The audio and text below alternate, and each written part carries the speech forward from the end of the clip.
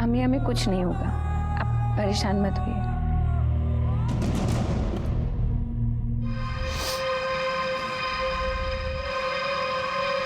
तुम मेरे फोन के साथ क्या कर रही हो? कुछ नहीं आपा, बस ऐसे ही आपका फोन। आपा मैंने आपका कमरा साफ कर दिया।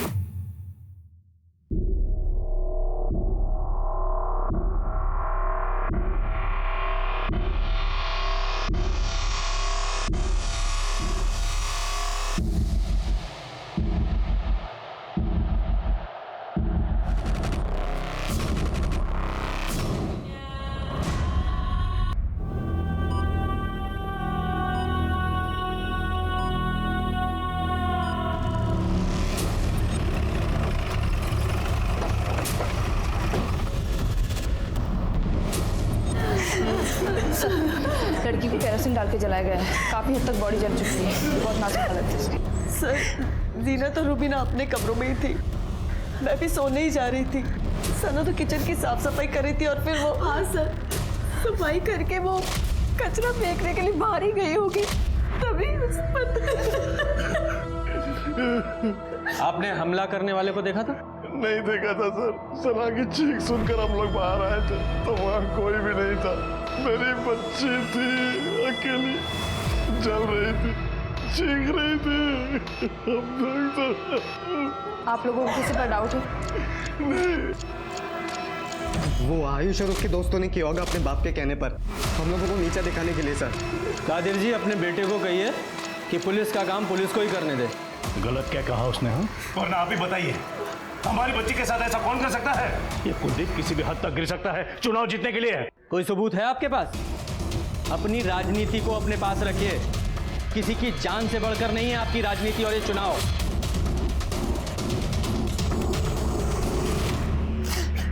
तारिक साहब, मैं आपकी हालत समझता हूँ, लेकिन इन्वेस्टिगेशन के लिए कुछ सवाल तो आपसे पूछने ही पड़ेंगे। पूछिए। ये सना का कोई बॉयफ्रेंड था? मेरी बेटी जिंदगी और मौत से जूझ रही है और आप ऐसे सवाल पूछ रहे? ऐसे मामलों में अक्सर यही एंगल सामने आता है, इसलिए पूछे।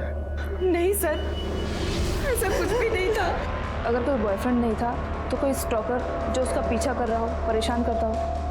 नहीं मैडम, सना ने तो हमें ऐसा कुछ भी नहीं बताया। बाकी अगर आपको झूठ लग रहा है तो आप मेघा से बात कर सकते हैं। मेघा सना की बेस्ट फ्रेंड है। आपके पास सना का फोन है? जी। पूजा, फोन ले लो और जरा मेघा को बाहर लेकर आओ। नहीं सर, सना का कोई अफेयर नहीं था और ना ही उसका कोई स्टॉकर था। वो यूसुफ, उसका जीजा, वो? हाँ सर, यूसुफ से नहीं बनती थी उसकी। वो अच्छा आदमी नहीं है सर। उसकी बहन जीनत को भी ठीक से नहीं रखता था, मारपीट भी करता था, और जब से जीनत दी को उसने तलाक दिया है तब से तो सना और यूसुफ में और भी ज़्यादा टेंशन थी सर। उसे उसकी मनमानी जो नहीं करने देती थी।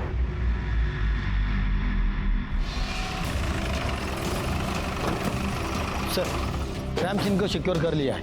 थोड़ा तनाव का माहौल था तो फोर्स भी बढ़ा दी गई है। Very good.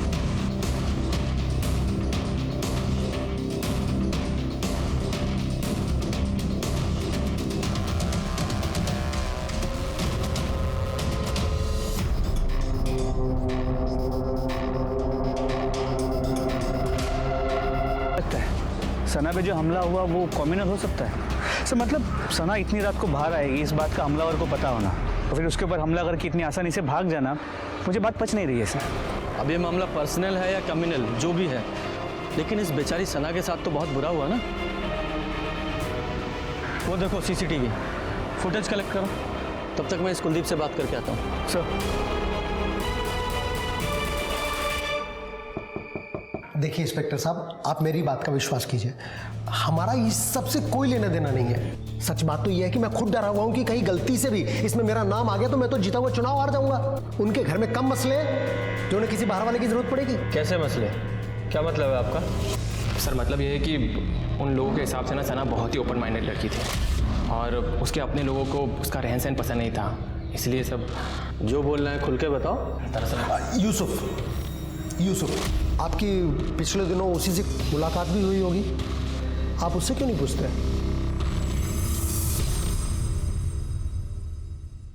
शर्मा, वो सना की सीढ़ियाँ आई? नहीं सर, शाम तक आ जाएगी। Take it on priority. ये केस जल्दी सॉल्व नहीं हुआ तो बहुत बड़ा इशू हो जाएगा। जी सर। हेलो,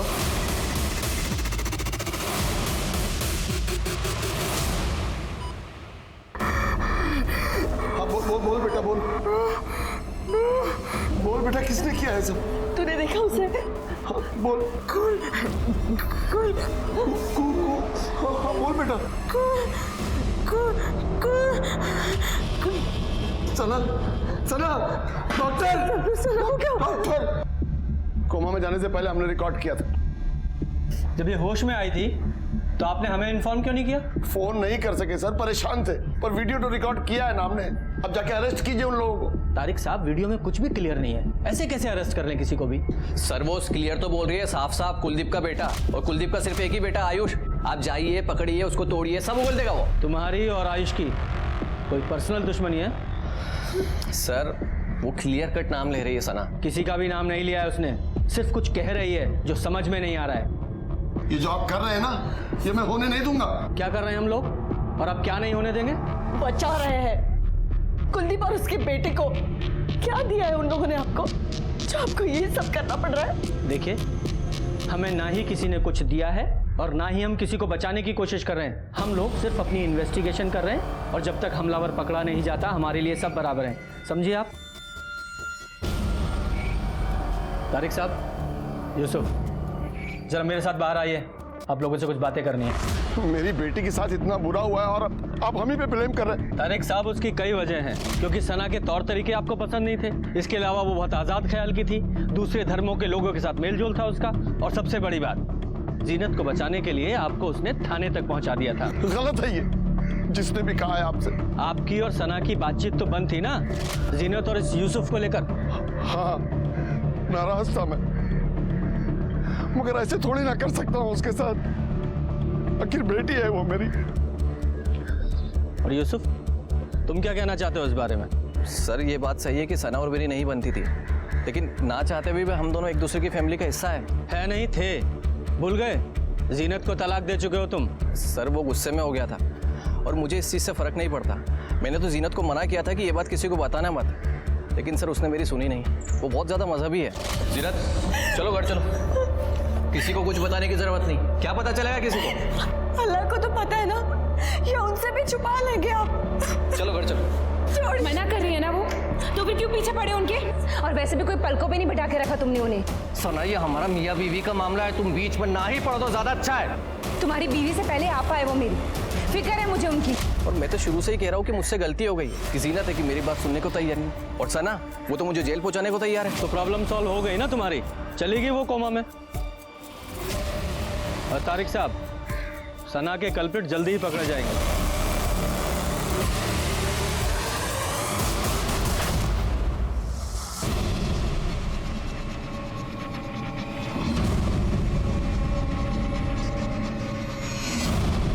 अंधेरा इतना है ना, हमलावर की शक्ल भी दिखाई नहीं दे रही है। और सर हमलावर जहाँ से भागा वहाँ पीछे मैदान है, फिर रात में खाली होता है। ये एक कल्प्रिट है हमारे पास, तो कहाँ से आया, कहाँ भागना है, ये सब प्लान करके किया उसने। सर सना को मारने का मोटिव यूसुफ के पास है, और देखा जाए तो तारिक के पास भी। दोनों की इज्जत दांव पे लग गई थी सना की वजह से। जिसने भी सना के साथ ये सब किया है उसे सना से बहुत नफरत रही होगी। तो सर क्या फिर आयुष या कुलदीप हो सकते हैं? सना की वीडियो में वो कहने की कोशिश कर रही थी कू बेब, मतलब इशारा उनकी तरफ हो रहा था मगर क्लियर नहीं था। लेकिन आयुष या कुलदीप पर हाथ डालने के लिए सबूत कहाँ है हमारे पास? सर, जीनत के हलाला के लिए जो निकाह हो रहा था उसकी इन्फॉर्मेशन पुलिस को देने वाले कॉलर की आइडेंटिटी ट्रेस हो गई है। किसने फ़ोन किया? फ़ोन क्यों किया था तूने? क्या लगते हैं वो तेरे कोई रंजिश है उनसे? ऐसा कुछ नहीं है सर, मेरा उनसे कोई लेना देना नहीं है। फिर इतना ख्याल क्यों रख रहा था उनका तू? सर हम तो कब से घात लगा करके बैठे थे कि मौलाना उनके घर जाए और हम पुलिस को कांटेक्ट करें, और आयुष के कहने पर ही मैंने कॉल किया था। लगता है तारिक साहब आज ही खेल करेंगे मौलाना नासिर के साथ मिलकर। चल फोन निकाल फटाफट अपना। और आयुष के पापा चुनाव हार गए थे कादिर से, और सना के पापा ने भी बहुत मदद की थी उनके चुनाव हारवाने में, और इसी की वजह से आयुष को खुन्नस थी, इसलिए बस उसने मौका देखा और चौका मार दिया। उसके अलावा मुझे उसके बारे में कुछ नहीं पता है सर।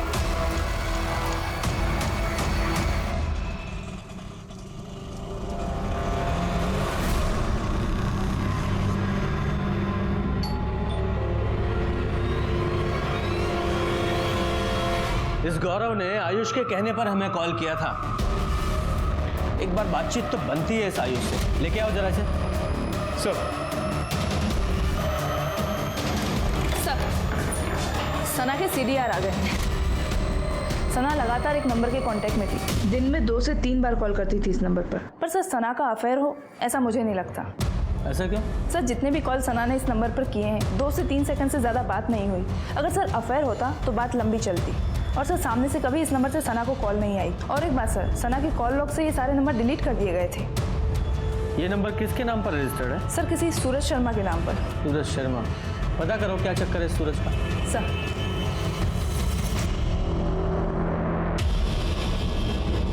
डॉक्टर आप लोग कुछ बताते क्यों नहीं? मेरी बच्ची कब ठीक होगी? देखिए हम अपनी तरफ से पूरी कोशिश कर रहे हैं। अब सना की बॉडी कैसे रिस्पॉन्ड करती है सब कुछ उस पर ही डिपेंड करता है।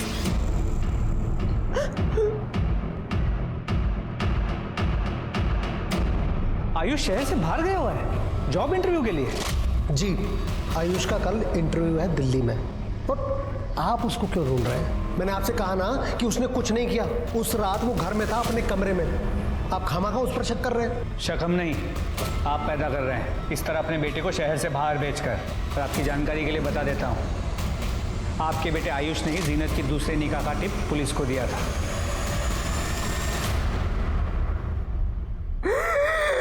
सना सना क्या हुआ? सना सना क्या हुआ? सना क्या हो गया? सना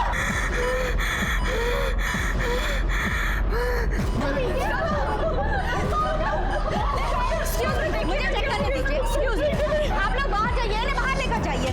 सर मैंने सूरज शर्मा से बात की है, वो एक मोबाइल शॉप ऑनर है। सर वो सना को जानता तक नहीं है। तो फिर ये सना उसे बार बार कॉल क्यों कर रही थी? सर आयुष अपने घर पे नहीं है। कुलदीप ने कहा कि वो दिल्ली गया हुआ है जॉब इंटरव्यू के लिए। बड़ी सही टाइमिंग है इसकी। हम उसे बातचीत के लिए बुला रहे हैं और ये दिल्ली निकल गया। Excuse me. हेलो, क्या? ठीक है सर, सना की फैमिली ने सना का वीडियो मीडिया में लीक कर दिया है, ये कह के कि पुलिस अपराधियों का साथ दे रही है। सर परिवार का यह कहना है कि पुलिस कुलदीप जी और उसके बेटे को बचा रही है। देखिए जांच चल रही है, अभी कुछ कह नहीं सकते। लेकिन सर वीडियो में सना खुद ये बोल रही है। उसमें कुछ भी साफ साफ नहीं कहा गया है, और इन्वेस्टिगेशन पूरी होने तक किसी पर भी आरोप लगाना गलत होगा। Thank you. सना एक ऐसी लड़की थी जो कुछ गलत होते हुए नहीं देख सकती थी, जो सही को सही और गलत को गलत बोलने की हिम्मत रखती थी, जो दुनिया के खिलाफ लड़ने की ताकत रखती थी। क्या उसकी यही हिम्मत, यही ताकत किसी की आंखों में चुभ गई थी? सना का कोई अफेयर नहीं था, तो फिर इतने सारे 2-3 सेकंड से फोन कॉल्स किसे और क्यों किए गए? आखिर सना की फैमिली को वीडियो मीडिया में रिलीज करने की इतनी जल्दी क्यों थी, जबकि वीडियो में कुछ भी क्लियर नहीं था? उसका परिवार आयुष और कुलदीप पर लगातार इल्जाम लगा रहा था, जिसने 2 कम्युनिटीज के बीच टेंशन को भी हवा दे दी थी। क्या इस केस की सतह में कुछ और गहराई में कुछ और था?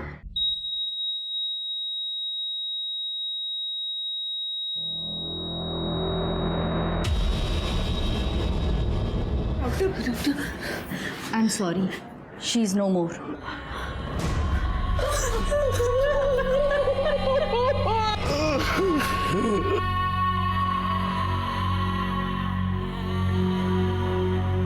अम्मी हमें कुछ नहीं होगा, आप परेशान मत होइए।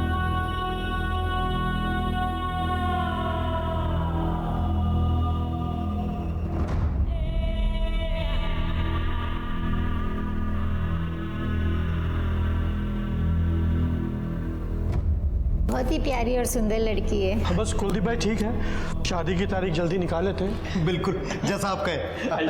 भाई साहब एक बार डेट तो फाइनल हो जाए, फिर देखिए अपनी बेटी को कैसे धूमधाम से विदा करते हैं। कुलदीप भाई आप बिल्कुल टेंशन मत लो, सब ठीक ठाक हो जाएगा। जान ले ली मेरी बच्ची।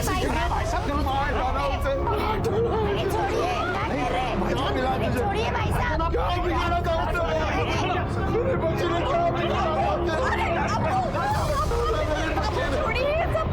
अब घर चलिए, आपकी तबीयत बहुत खराब है, चलिए चलकर आराम कीजिए। यहाँ तो बच गया तो पैसे की ताकत के दम पे, ऊपर वाले को क्या जवाब देगा तू?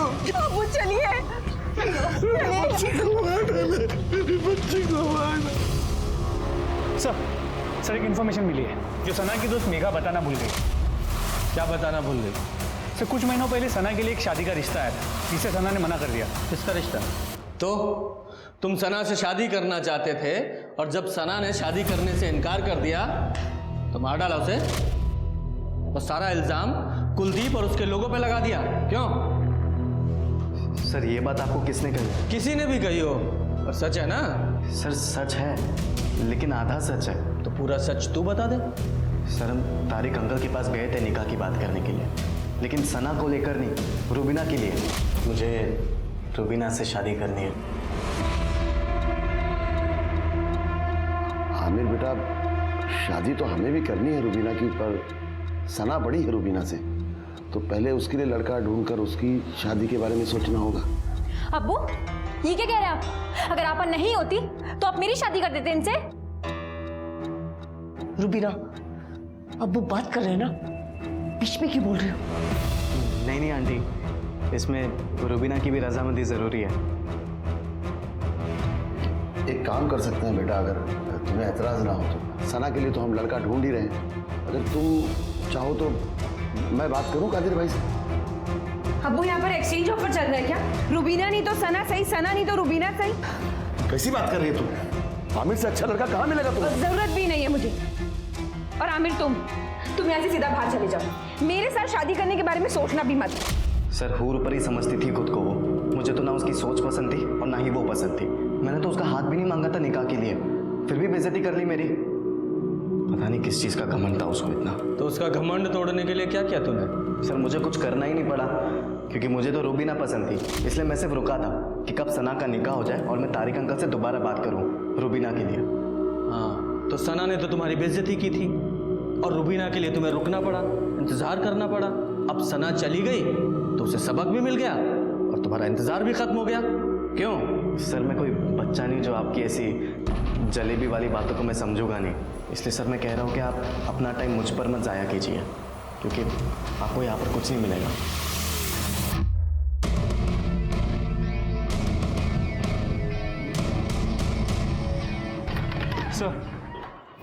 सर मैं सीसीटीवी फुटेज को डिटेल में रीचेक कर रहा था तो एक चौंकाने वाली बात सामने आई।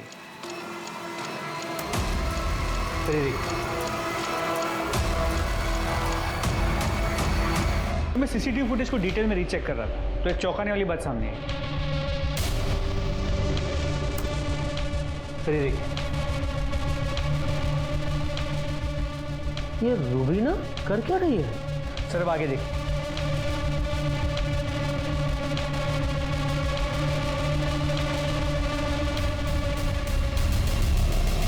सर एक सेकंड, ये तो वो सूरज शर्मा है, मोबाइल शॉप का ऑनर, जिसे सना कॉल करती थी। अच्छा ये सूरज शर्मा है। सर जब भी सना की फ़ोन से सूरज शर्मा को कॉल्स गए उसके कुछ वक्त बाद रुबीना ने बाहर आके कुछ तो रखा है और उसके कुछ वक्त बाद सूरज शर्मा ने वो आके कलेक्ट किया। मतलब ये कॉल सना नहीं, ये रुबीना करती थी? सर लगता तो ऐसे ही। सर आगे देखिए और एक इंटरेस्टिंग बात। सर ये आदमी देखिए, ये ऑटो वाला। सर ये अक्सर सना के घर के बाहर नजर आया है। ये सना को ताड़ते रहता था और कई बार सना को लेके आते जाते भी रहा है, लेकिन सर जब से सना पे हमला हुआ है ये एक बार भी वहाँ नजर नहीं आया। ये रुबीना और इस ऑटो वाला दोनों से बात करो। सर काहे फंसा रही है मैडम हमको इन सब में? सना मैडम तो हमारी बहन जैसी थी। अच्छा बहन जैसी थी, इसीलिए दिन रात उसके घर के बाहर मंडराता था? मैडम वो तो इसलिए कि सना मैडम हमको फ़ोन करके बुला लेती थी जब उनको कहीं जाना होता था, तो उनके घर के पास में रहता था तो घर के घर भाड़ा भी मिल जाता था, थोड़ा पैसा भी ज़्यादा देती थी। तो फिर मर्डर के बाद से तू और तेरा ऑटो कहाँ गायब थे? हम कहीं गायब नहीं थे मैडम, हम तो अपने काम में लगे हुए थे। आप चाहे तो मेघा मैडम से पूछ लो, वो तो हमारे बारे में सब कुछ जानती है मैडम, कसम से। सर ने जब रुबीना के बारे में पूछा तो मैं उसे बुलाने के लिए उसके कमरे में गई, लेकिन वहां जाकर देखा वो वहां थी ही नहीं। लॉकर से 50,000 रुपए और गहने भी गायब।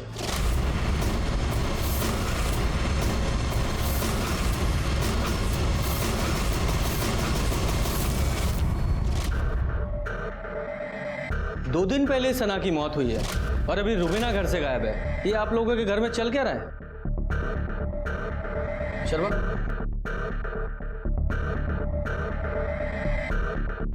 इस लड़के को जानते हैं आप लोग? हमें नहीं पता साहब कि तो कौन है लड़का। रुबीना का अफेयर चल रहा था इसके साथ शायद। क्या बात कर रहे हैं सर? रुबीना कभी घर से बाहर भी नहीं निकलती, इस लड़के के साथ आप ठीक कह रही हैं। रुबीना घर से बाहर नहीं निकलती थी, इसलिए सना के मोबाइल से कॉल करके इसे अपने घर बुलाती थी। पता नहीं इस रुबीना ने क्या क्या गुल खिलाया। वो हम सच कह रहे हैं साहब, हमें कुछ पता नहीं। हो सकता है आपको पता ना हो, लेकिन सना को पता चल गया हो, इसलिए रुबीना ने सना को मार दिया और कहीं पकड़ी ना जाए इस डर से भाग गई।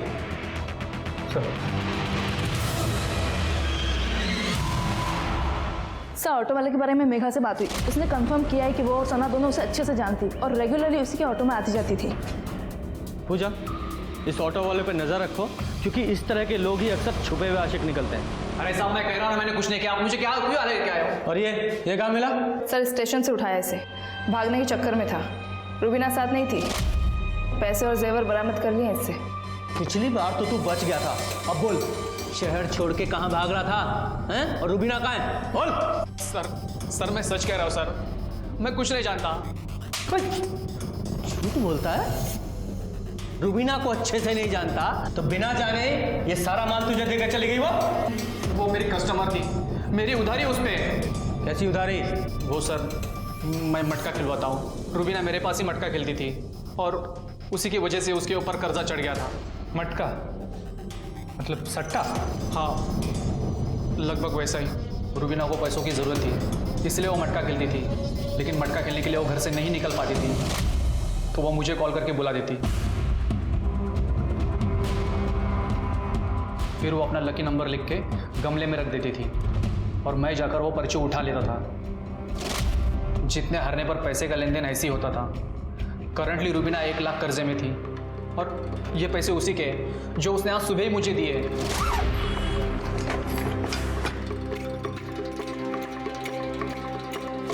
अच्छा, तो तू ये कह रहा है कि रुबीना इतनी ईमानदार थी कि भागने से पहले तेरा सारा कर्जा चुका के भागी? साले बेवकूफ समझता है हमें? नहीं सर, मैं सच कह रहा हूँ। उसको मेरी ज़रूरत थी, इसलिए वो मेरे पास आई थी पैसे देने। ऐसी कौन सी ज़रूरत थी उसकी जो तेरा कर्जा उतारे बिना पूरी नहीं हो सकती थी? सर उसे दिल्ली की टिकट चाहिए थी और वो किसी से कह भी नहीं सकती थी, इसलिए उसने मुझे कहा था कि मैं इस काम में उसकी मदद करूँ। दिल्ली? सर दिल्ली में तो आयुष का भी जॉब इंटरव्यू था। सर मैं बार बार फोन लगा रहा हूं पर उसका फोन ही नहीं लग रहा। लगेगा भी नहीं। हमने पता किया है, आपके बेटे आयुष का कोई इंटरव्यू नहीं है दिल्ली में। और तारिक साहब, आपकी बेटी रुबीना वो भी आज सुबह की ट्रेन पकड़कर दिल्ली के लिए निकल रही है। तो अभी भी छुपाएंगे आप लोग या साफ साफ बताएंगे कि आयुष और रुबीना के बीच क्या चल रहा था?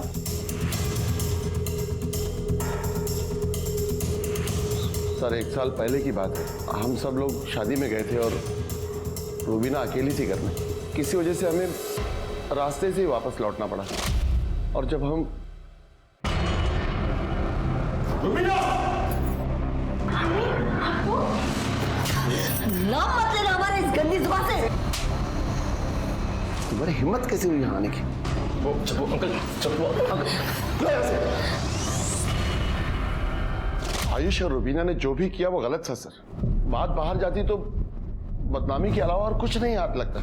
इसके लिए मैंने कुलदीप से बात भी की। सर अगर ये बात बाहर आती तो मुझे भी नुकसान होता और मेरी राजनीति को भी। बस इसलिए बात वहीं दबा दी और बच्चों को सख्त हिदायत दे दी कि आज के बाद कभी भी कोई हरकत ना करें। और आप दोनों की बात आपके बच्चों ने नहीं मानी। शर्मा, दिल्ली की फ्लाइट लो और दोनों को लेके आओ। सर आपको भले ऐसा लगे कि हम दोनों ने सना को मारा है, लेकिन ऐसा कुछ नहीं है सर। हम दोनों तो इसलिए भागना चाहते थे ताकि इन सबसे दूर जा सके। अपने घर में कैदियों की तरह हम जिंदगी गुजार रहे थे। एक सना हो पाई थी जो हमें समझती थी सर। आज के बाद तुम घर से बाहर नहीं निकलोगी, समझी? हम आप बाहर चलिए, मैं समझाती हूँ उसे। हम यहाँ बाहर चलिए। मैं बहन बन के नहीं बल्कि एक दोस्त बन के तुमसे एक बात कहना चाहती हूँ, और समझना मेरी बात को। आयुष और तुम अभी बच्चे हो दुनिया के हिसाब से। पहले तुम दोनों अपनी पढ़ाई पूरी कर लो, कुछ बन जाओ, और उसके बाद अगर तुम साथ में रहना चाहो तो अगर घर में कोई साथ दे या ना दे, मैं हमेशा तुम्हारे साथ हूँ।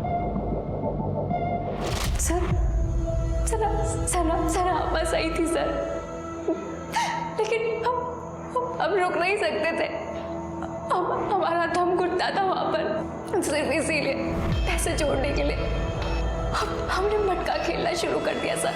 लेकिन वहाँ भी हमारा नुकसान हो गया सर। जब हमें पता लगा कि आयुष का नाम बार बार इस केस में आ रहा है, तो हमने सर भागना ही सही समझा। हमने सना को नहीं मारा। ये सना के मरने से आयुष को तो कोई फायदा होने वाला था नहीं, और वो तारिक, उसकी बदनामी की वजह वो रुबीना थी, सना नहीं। सर तो फिर हमारे पास दो ही सस्पेक्ट बचते हैं, यूसुफ और आमिर सर, या फिर जीनत भी हो सकती है, क्योंकि सना उसके रास्ते का भी रोड़ा बन गई। लेकिन सना ने वीडियो में उनका नाम क्यों नहीं लिया? वीडियो फिर से चलाओ।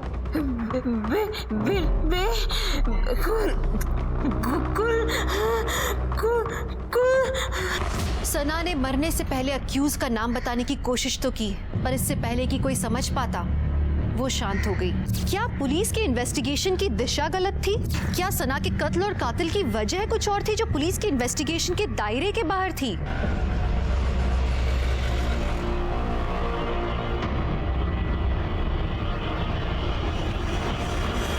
साहब यूसुफ, जिन्नत और तारिक और कुलदीप के साथ साथ आयुष का भी पूरा भूगोल हिस्ट्री खोल डाला साहब, लेकिन कुछ नहीं मिला। एक लड़की को कोई इतनी बुरी तरह से जला के मार देता है तो तू कहता है कोई सुराग नहीं मिला? साहब सना के साथ जो हुआ उसे लेकर दोनों पार्टियां बैठ के बातें कर रही है। मुझे तो लगता है आने वाले चुनाव में मामला पलट सकता है। लोग इकट्ठा हो रहे हैं, बैठकें हो रही है सर, कस्में खाई जा रही है लड़की का बदला लेने के लिए। लेकिन सर इन बैठकों में एक लड़की को नोटिस किया है जो हर जगह आता है। कौन? बोलो। सर मैं, गौरव और आयुष हम तीनों दोस्त थे। गौरव ने मुझे बताया था रुबीना और आयुष के बारे में। यार ये रुबीना है ना, हमको बहुत अच्छी लगती है। सोच रहा हूँ कि अब्बू को बोल के इसी से निकाह कर लूँ। अरे भाई, उससे निकाह की सोचेगा तो कुंवारा ही रह जाएगा तू। क्यों? आयुष से सेठ है वो, तुझे तो घास भी नहीं डालेगी। सर मुझे इस चीज़ से बहुत बड़ा झटका लगा था, ये सुनकर के आयुष और रुबीना एक साथ है। इस चीज़ की चिड़चिड़ थी मुझे, और चुनाव के वक्त मेरे और आयुष के बीच में झगड़ा थोड़ा बढ़ गया था सर, बस। सर एक तरफ चुनाव खत्म हुए और दूसरी तरफ आयुष और रुबीना के बारे में उनके घर वालों को पता चल गया। आयुष तो घर से बाहर ही नहीं निकल पाता था और मेरा तो खर्चा ही चलता था आयुष के पैसों पर। और फिर पैसों के लिए सर मैं आमिर पर डिपेंड हो गया, और इसने अपना एक मैसेज रुबीना तक पहुंचाने के लिए कहा कि रुबीना अपनी धर्म में शादी करे आमिर के साथ। और सर ये मैसेज मैंने रुबीना तक पहुँचाया भी। और तेरा ये मैसेज, ये आमिर का ये मैसेज, और उसने मना कर दिया, और आमिर तेरा खर्चा बंद ना कर दे इसलिए तूने ये कांड कर दिया। नहीं सर, मैंने कोई कांड नहीं किया है। तो फिर दिखाओ जरा। ये तेरा हुडी तेरा है, ये तेरे घर से मिला है उस रात जो तू पहन कर गया था। और झूठ मत बोलना, सीसीटीवी में ये साफ दिखाई दे रहा है। बोल। सर मैंने इसे ऐसा कुछ भी करने को नहीं कहा था। ये खुद ही कर क्या है जो कर क्या है। मुझे तो इन चीज़ों की भनक भी नहीं है सर, और मैं सच कह रहा हूँ मेरा कुछ लेना देना नहीं है इन चीज़ों से। तेरा लेना देना नहीं है, तेरे अब्बू का तो है।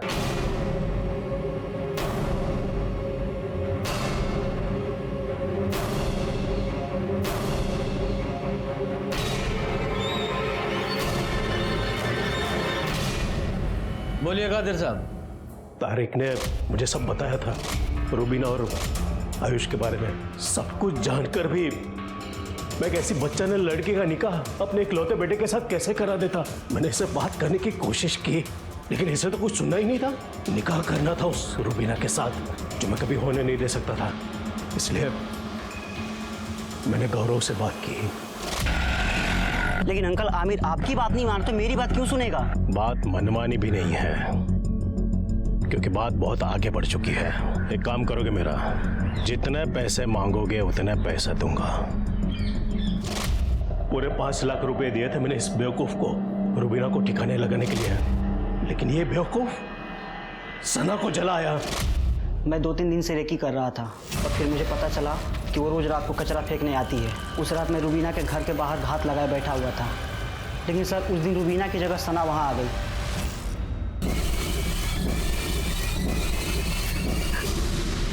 रुबीना तो रास्ते से हटी नहीं थी, इसलिए मैंने सना को ही अपना मोहरा बनाकर सारा इल्जाम आयुष पर डाल दिया, ताकि मेरा वोट बैंक और मजबूत बन जाए और मैं आसानी से चुनाव जीत जाऊं।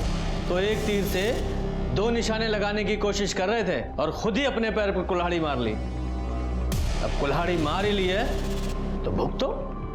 ये कैसा समाज बना रहे हैं हम, जहां सना जैसी लड़कियां बिना गलती के मारी जाती हैं और कादिर जैसे लोग उसमें भी मुनाफा ढूंढ ही लेते हैं। इस केस के कई सबक हैं, लेकिन एक बात जो मेरे दिमाग से नहीं निकल रही वो ये कि सना को उस काम की सजा मिली जो उसने किया ही नहीं था।